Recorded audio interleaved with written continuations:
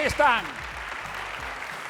Pois xa chega o momento. Cada un vai dispor de somente 45 segundos. Todos preparados? Pois que empece o noso particular TikTok.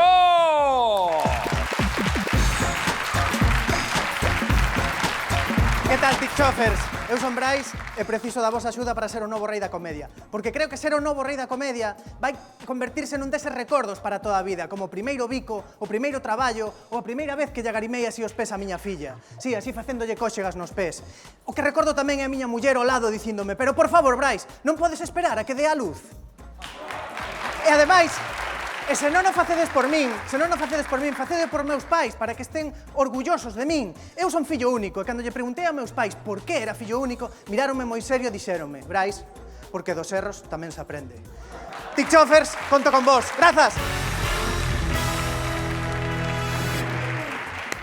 Pois eu quero dar as gracias ao novo rei da comedia, ou raíña, por traerme aquí a este programa. Algúnha tara graciosa deberon de vir en min para traerme.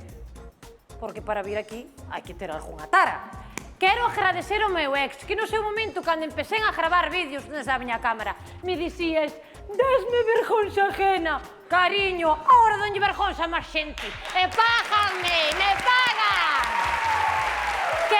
Quero agradecer a meus pais que cando era pequena decidiron non levarme ao psicólogo. E dixen eu: bueno, pois voume lucrar cos meus traumas na televisión. Para que curalos, podendo contalos na tele?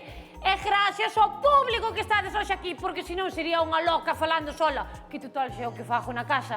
Así que vamos a rirnos máis, que están os psicólogos carísimos.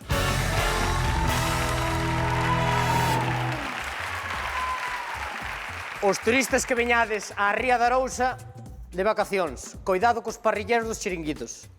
Porque venche o madrileño ás 6 da tarde, séntase na mesa e está o parrillero. Pero aí ven outro, pero se aquí non queda brasa, teño que darlle con mechero por abaixo, onde están? Sala xunto aos madrileños e dille: venga a comer a casa que aquí non hai brasas, venga afuera! Así que, por favor, se viendes a comer, vinde, pero non viñades ás 6 da tarde, joder.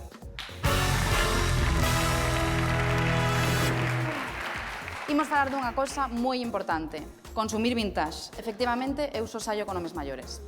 Non sei por que é, se por algo patriarcal ou porque sempre teñen miguiñas na barba e eu as persigo como pulgarciño, pero encántanme. E a verdade é que hai moitas vantaxes. A primeira, tes que axudalos a entrar á ducha, e iso sempre acaba ben.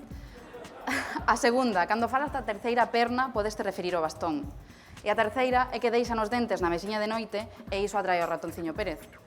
En definitiva, sede partidarios de ampliar o rango de idade nas parellas. Podes aforrar moitos cartos. Podes comprar papillas e pañais para os dous.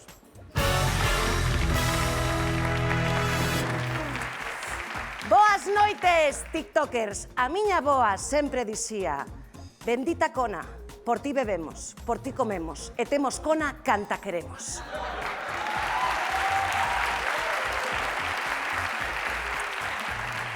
Unha vez pregunteille a miña abuela: abuela, como che gustan os huevos? E díxome ela: que peten aquí, nena.